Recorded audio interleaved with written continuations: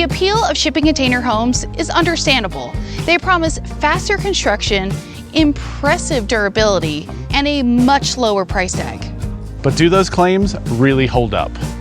We'll answer those questions by looking at 6 incredible container tiny homes. Hi, I'm Alexis. And I'm Christian, and welcome to our tiny homestead in Central Oregon. We seriously love dreaming up new tiny home designs and have contemplated building a container home ADU at some point. But we have way too many projects that have to be done, so that is way in the future. Today we're exploring how people are turning humble shipping containers into beautiful, fully functional tiny homes. We're primarily focusing on 20-foot and 40-foot shipping container homes. On one hand, these are the most straightforward conversions, but each showcases the creativity of this alternative construction movement. So we're going to be looking at their clever layouts, the costs, and the realities of converting a shipping container into a home. You might think container homes are primarily DIY projects, but most of our examples are actually professionally built. Those come with significant benefits and surprisingly low prices. We're going to start with a simple yet maximized container home, and we'll end with a tour of an amazing conversion that combines 2 containers to create a luxurious space.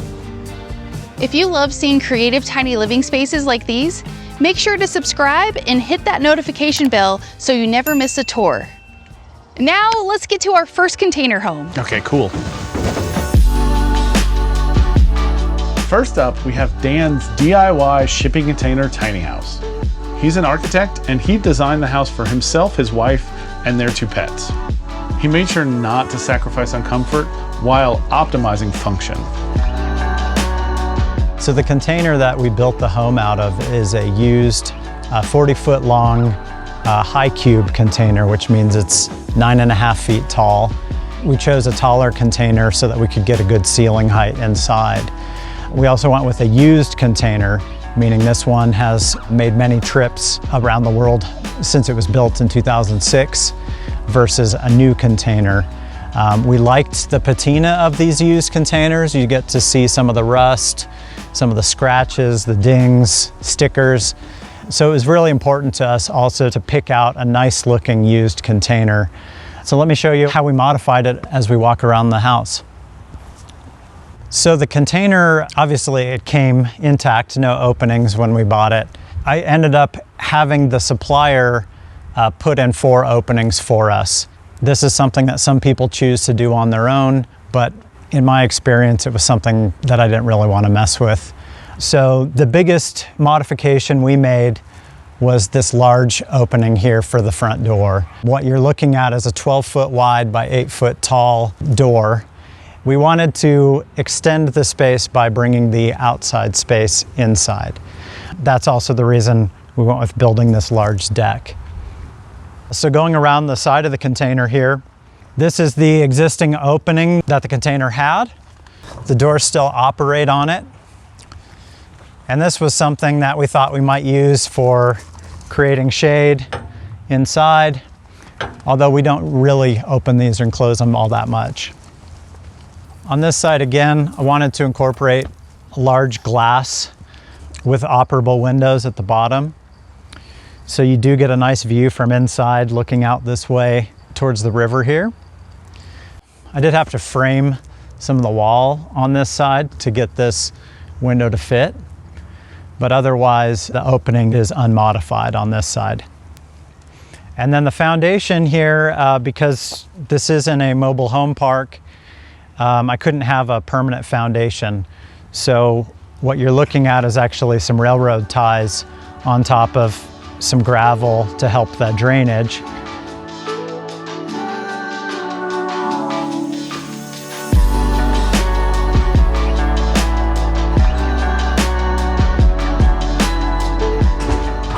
So here in the living room, one thing that was really important to us was bringing in lots of natural light, also trying to connect to the outdoors still. That's why we have these large windows on both sides.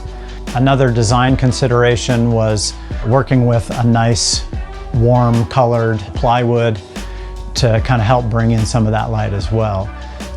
So this is radiata pine, which is a fast growth pine, and it tends to be more cost effective than other types of material. So because it is a fast growth, that means that these are going to be growing faster and they're going to be harvested more frequently than other trees. You would consider this more of a sustainable new material. In this space here, this is kind of a multi-use area. We have a seating area for the living room. We also have the TV that pivots out for watching TV, watching movies from the couch. Over here, this is Pippin's crate, but it's also my home office. So when I'm not working at my office, this is where I set up. And this can also pull out, and this becomes our, this can be a table when we're entertaining. It can also be additional prep space for the kitchen.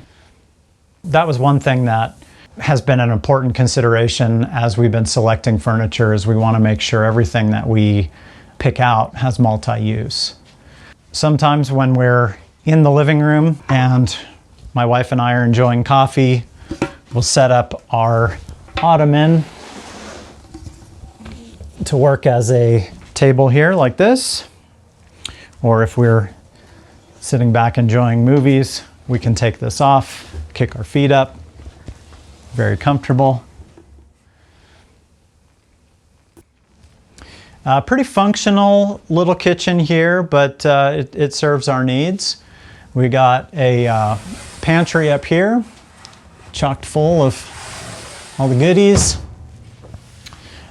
Lots of drawers. Really have enjoyed the use of the drawers in this space, because it does allow you to store a lot of things, pick them up, put them. It's very convenient.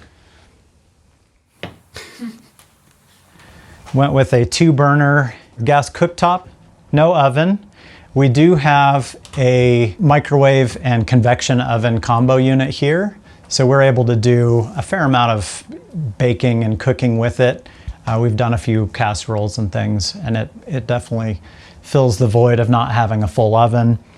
And right now we just have a mini fridge, although it's been designed so that we could put a freestanding fridge over where the record player is, and this could actually become a pull-out cart with additional surface space.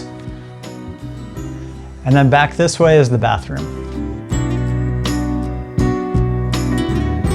Dan built his container for $45,000, which is especially impressive given how pricey giant windows and glass doors are. He was able to do this because he did much of the labor himself, but he did hire out for some of the critical aspects, like an electrician, a plumber, and someone to do insulation. Spray foam can be expensive, but it is 1,000% worth it. Metal is a really poor insulator, so condensation can form quickly when it's hot on the inside and cold on the outside, and vice versa. Closed-cell foam is really great because it serves as not just an insulator, but also a vapor barrier. And that prevents condensation from building up, which can cause big problems like mold, mildew, and corrosion. Dan's tiny house proves that doing some of the work yourself, you can save up to like 50% off a high quality container home. If you want more location flexibility, then you're gonna love Sally's RV certified container tiny house on wheels. And yes, her dreamy rooftop deck railing folds down for transport. I have an RV certified tiny container home on wheels. It is 20 feet long with a 6-foot, 8-foot deck, I can't remember, on the front of it. It also has a full rooftop deck. My home is 160 square feet, which sounds very, very small, except that it's not. Perfect for me. So let's go check out my tiny home. Don't you just hate when something feels off about your health, but it's impossible to nail down what it is? That's why comprehensive health tracking matters so much to me. So, I got my blood tested through Function Health, the results are in, and man, are they in depth. With a Function membership, you can test over 100 biomarkers, from heart and hormones to toxins, inflammation, and stress. You can also access multi-region MRI and CT scans, all tracked in one secure place over time. So good news. Overall, I am quite healthy. I only have 13 out-of-range biomarkers, but these are incredibly important to address, like my heart health. Function provided detailed insights explaining my results, plus an action plan. I'm now regularly adding in recommended foods and supplements that target my areas of concern. I can't wait to see my progress at my 6-month follow-up. And this is all for just $365 a year. That's $1 a day for cutting-edge health insights. Learn more and join Function Health by using our link below. The first 1,000 get a $25 credit toward their membership. Use our gift code at sign up to own your health. When you first walk into my home, you are in my living area. I have a Murphy bed in here, which looks like it's just a couch that was made specifically for this tiny home. Over here I have my TV, I have my sound bar. I'm able to sit here and watch TV, or if I'm in my bed, I can put pillows up on the back and just have a bigger space to lounge and watch movies on a very, very chilly night. This here is a butcher block table that I had made because I did want a table. It is almost flush with the wall, and then all you have to do is pull it up. So then I'm able to either eat here, or I can do some computer work. I can do writing, just any kind of things that I would like to do. So this is really a good spot. So my Murphy bed, a lot of people ask me if it's really hard to make. And the thing is that you should be making your bed every day anyway. It's really no harder than just making a regular bed. I have a full-size mattress. I have my comforter that stays on there, and then my pillows are stored in the storage underneath. So my Murphy bed has these two handles that I only really need one to pull because it's very, very easy to come down. I do have a full-size mattress inside. The mattress came from IKEA and is so, so comfortable. Sally really wanted a tiny home for independent living during retirement, but she chose a container specifically for its immense durability. And that's because her previous house sustained major damage when trees fell on the roof, not one, but 2 times. Now she feels much more secure knowing that her container home could withstand winds of 130 miles per hour or more when it's anchored to the ground. And to do that, she can utilize RV or mobile home tie-downs. Ultimately, Sally's tiny container home proves you can keep the design super simple and still have a cozy, fully functional home. What if you want to be semi-mobile, but want more room for a separate downstairs bedroom? Well, that's where Chris's 40-foot gooseneck container home on wheels comes in. I had a professional builder come in and build the deck for me, so I'd have a nice outdoor area to sit during the summer. My dog Mac absolutely loves sitting out on the deck here. He'll sit there for hours at a time and just watch people go by. There's a lot of deer that pass through here as well, so you know that's a constant source of entertainment, is watching him want to go after the deer. I've got one motorcycle outside, and then I've got another motorcycle in the shed, which I can show you the inside. It actually serves 2 purposes. One is storage, obviously, and then the other purpose is it hides the gooseneck to the trailer that my house is mounted on. Essentially, we created a shelf on top of the gooseneck, and then of course the interior is loaded up with camping gear, bicycles, ski gear, and my other motorcycle.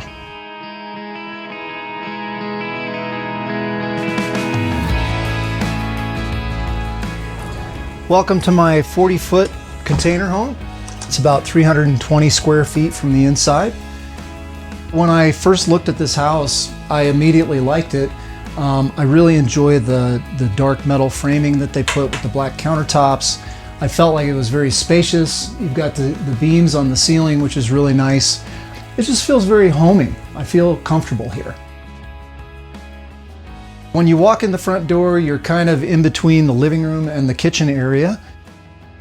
It was kind of going between the industrial and antique sort of feel with furniture and the things inside the house. I put a nice big couch in here, and the reason for that is because it's really the only piece of furniture that I have in the place other than the desk chair, and I wanted something that was going to be very comfortable but would also serve dual purpose. So if you remove the back cushions, it's literally almost the size of a twin size bed, only a little bit longer. So if I do have company, either I can sleep there and let them use the bedroom or vice versa. Also, my dog obviously needs a place to sleep. In a container like this, the floor space is at a minimum, so there's not really a good spot to put a dog bed per se. So what I do is I put a blanket on the couch, and that's his bed at night. So couch, guest bed, and dog bed kind of worked out pretty well. This is my barn door, which goes to the bedroom. Very rarely do I close it, but you know, it works great. Nice aesthetic, works very smoothly. Really like the way it looks. And here is my bedroom. One of the main reasons Chris had his builder mount his container home on a gooseneck trailer was to get classified as an RV. So that made securing financing and insurance much easier, since many lenders aren't sure how to handle alternative homes like this. The good news is that several container home builders have lending partners or offer financing themselves. Chris's setup proves that you can have the best of both, a tiny home on wheels and a permanently set up container home. If being mobile or semi-mobile isn't a top concern, you can enjoy more design flexibility with your container tiny home. Our friends at Relevant Buildings are a top container home builder here in the Pacific Northwest. They have many models that expand the possibilities of a shipping container home by joining them together, stacking them, or adding a wood frame section. I love their 452 square foot Ramona model.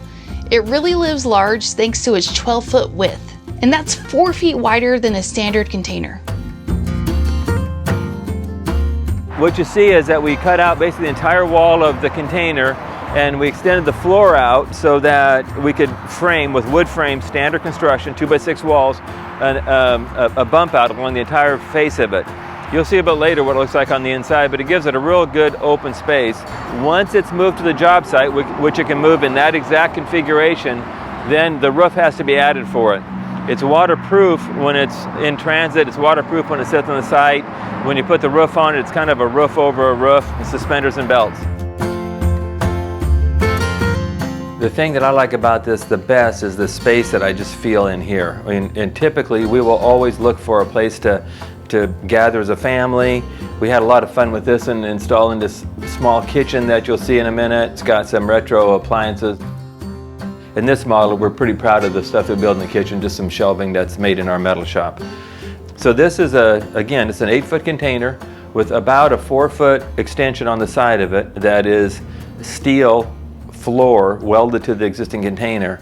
And then we've added a standard 2x6 wall around it, which is the same wall you'd get in a house if you built it today. And so this beam that's right here represents the end of the container, so the beam is holding up the roof of the container itself. And it is also what we're using to tie this added section on. The reason this is wood here, of course, is we want it to be wood here, but also the insulation on it is above it, and it's thermosheath. It's about 8 inches of thermosheath, which would be about R60, which is similar to what we have over the spray foam section of the roof here. So I'm 8 feet 2 inches to the ceiling. Again, these are made out of 9.5 foot tall, called high cube containers. And we're sitting right next to a freeway, and you can tell there's not a lot of noise going on right now. We're looking at the kitchen end. If I walk back the hallway, I'd go past the kitchen. You'd see a bathroom. We put a washer and dryer. We can put tubs in. You'll see showers usually. But we put a washer and dryer in every unit we build. We just feel like they're small enough. You ought to have that convenient to you. We typically use IKEA cabinets for everything. They just have figured out how to fit in small spaces. Drawers and closets are really helpful for us for space savings. We're really big on barn doors. You'll see barn doors everywhere here. In that price, we include the price of the roof, that material that's got to be put on later. And we saw that outside, that this has a very long, kind of a Frank Lloyd Wright looking roof that sticks out over the front about 4 feet. And that just can't travel down the road. Although everything here, exactly as it sits, less the furniture, would fit on a truck and go down the road and drop on a foundation in someone's backyard. People ask me sometimes, why shipping containers? And what are the faults of shipping containers? And I'll often be asked things like, what about rust? Or what about durability? You know, again, why? Shipping containers are made of Corten steel. Corten is not a rust-proof steel, but it forms a self-sacrificing layer. So when it gets rust, it won't spread. They're also made for marine conditions. They're sprayed with a durable spray paint, so they hold up against weather extremely well. Somebody buying a single-use container, which just means it's been used one time, but when it comes to the United States, it's not going home, can almost rely on a blemish-free paint coat on their container, which will last for an immense amount of time. Again, containers are made to stack 7 high on a ship, loaded with 50, 60,000 pounds in them, and sent out on the ocean in basically earthquake conditions. So ruggedness and durability are inherent in their design. I will tell people, if you want a 1,000-year product and you build it out of a shipping container and you put a roof over it that you'll replace every 40 years, you'll have a 1,000-year product. How cute is the Ramona? It's one of my personal favorites. And for all you tiny house lovers out there, you know that 2 to 4 feet can make a world of difference when it comes to layout, giving you more flexibility for furniture placement and for having full-size appliances. This is one of the most expensive shipping container homes that are around up today, but you do get a lot of bang for your buck. It's built using high-quality, sustainable materials, engineered so that everything is super safe, and it meets International Building Code. So almost any lot for a residential home can have one of their container houses permitted and placed on it. Oh, and Relevant Buildings does offer an unfinished shell option that DIYers can complete themselves. And that does come with engineering and drawings that help with local permitting. The Ramona proves that container homes can be modified for greater design flexibility and can be permitted as residential homes. Of course, a full do-it-yourself build offers the most cost savings.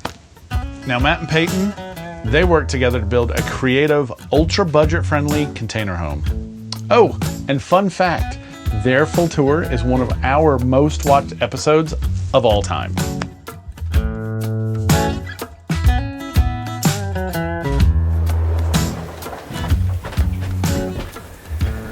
So, welcome inside our tiny house, and this is our tiny kitchen. These cabinets are second-hand reclaimed cabinets. We scored really lucky on these. They all come with soft shut hinges, which is a really nice feature that that was on the checklist of things we wanted with our cabinets. I like that we had the idea to use this cheap metal as a backsplash rather than buying tile. It went up super fast. It's really easy to wipe down. One of my favorite things about the kitchen that we use that I think would be beneficial for others to know about is this induction cooktop right here. We pull it out, we put it on the counter, and we're able to get 2 pans on there, or a pot and a pan, one of each, whatever. And this is what we use to cook. It has worked awesome and saved us a ton of counter space. Yeah. Being able to put that away and then using this if we need to cut things up, things like that. Yeah, and then going off of that, the microwave that I installed has an extractor fan, so it takes the cooking air and puts it outside. And I think that's crucial if you're planning on living in a tiny space, is to get that food air out. Otherwise, your clothes, your sheets, everything's gonna smell like bacon and grease. And then going off the counter space, like she was saying, this sink we picked up with a sliding cutting board, and then this little dish rack. Little things that add value to the small space. Yeah. You know, everything has to have a purpose or it just doesn't belong. So that's one thing I would say. The walls, we used 3/4 inch tongue and groove, and then this L trim. It's all pine, so it smelled really good when we put it in too. And then for the ceiling, let's start at the trim actually. That's reclaimed wood from a building that got tore down. And I sourced that locally as well, like I did for the foundation. Like a lot of things in here I try, if I could find it locally and cheaply, I would. And I think that's how we stayed right around that $20,000 mark versus like those $40,000 tiny houses you see. Yeah, I think the tongue and groove maybe added some time to our build just because it's a lot of work to put it all together, get 2 ladders, have one person down here, one person down there, nail gun, all of that. Yeah, that's a good But it was point. just important to us to kind of have that homey feel, that cabin feel while still being able to stay modern, I think, was important to us. So I would do it again. Yeah. Over here, you'll see our island. I use this to work from home. So as a teacher, it's kind of my office space.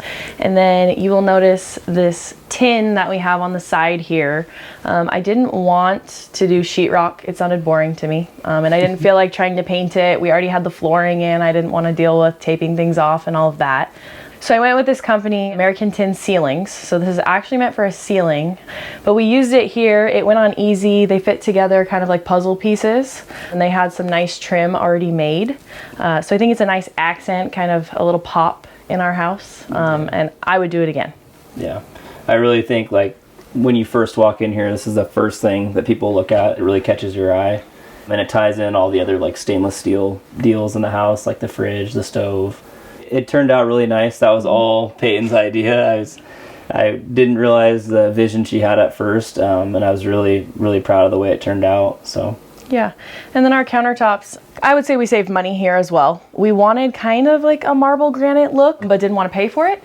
And so we just went Home Depot, you know, found a giant slab. We had to cut some to size and all of that. But I definitely think it saved us money just going with, you know, the Home Depot made ones. So yeah, it's a particle board laminate countertop. So it's not solid. It's kind of, I don't know what you call it, but there's a sheet of laminate on top, and it has like a granite graphic on it. Yeah. It looks really nice. I'm really pleased with the way it turned out, and it was super easy to cut. So It's holding up well. yeah.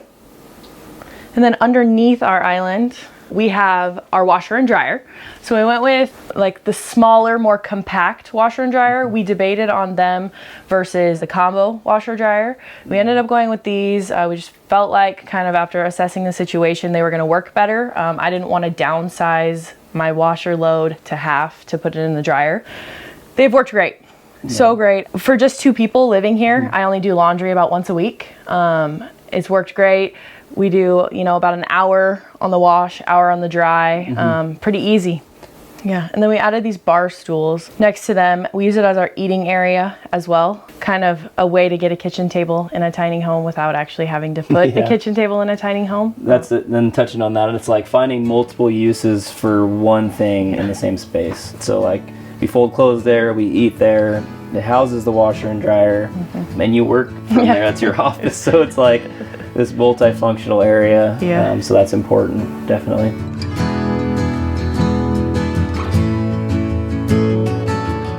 Isn't it mind-blowing that they were able to do this for $20,000? Okay, full disclosure, their build cost did not include the site prep or the cost of the land, which was $100,000. It's also important to note that they live in a rural area, which has much less restrictive land use rules. Their build proves that with extensive research, planning, and a lot of sweat equity, you can achieve a wonderful container home for less than the cost of an average used car.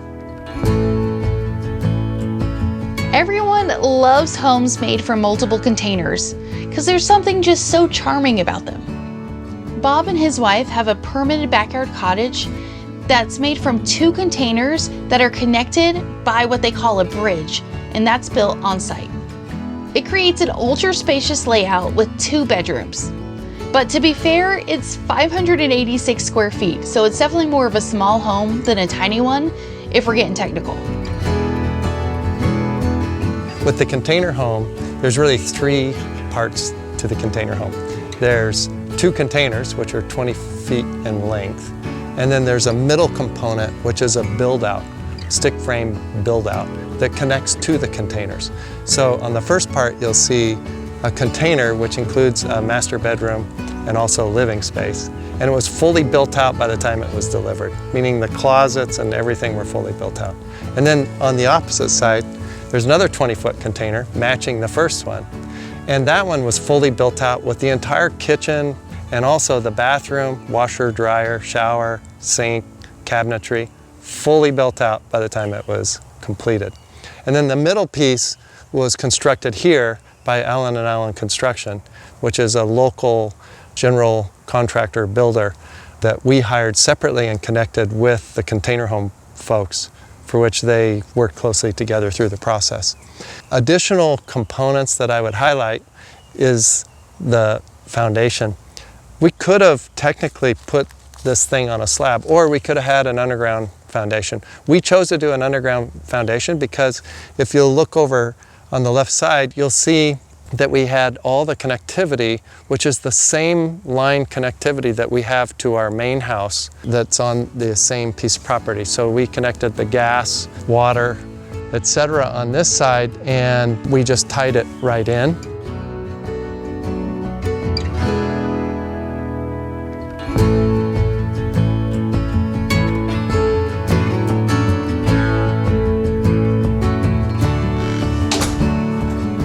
This is our beautiful space where our guests are able to come and enjoy the light of the windows and the freshness of it, and at the same time we're trying to make it very homey.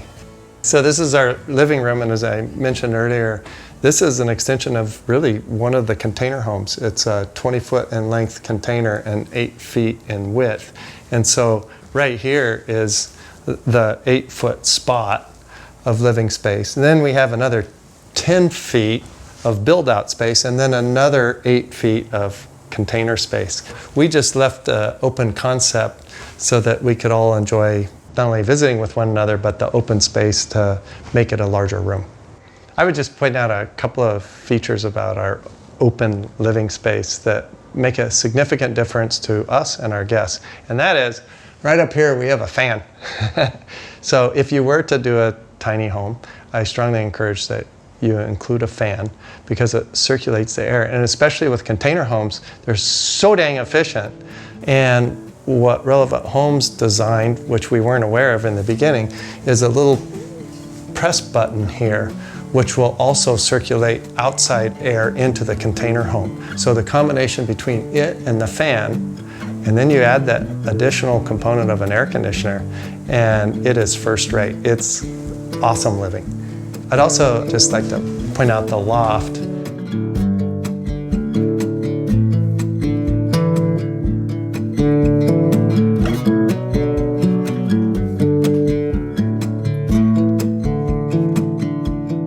All right, guys, are you ready to turn a container into a tiny house?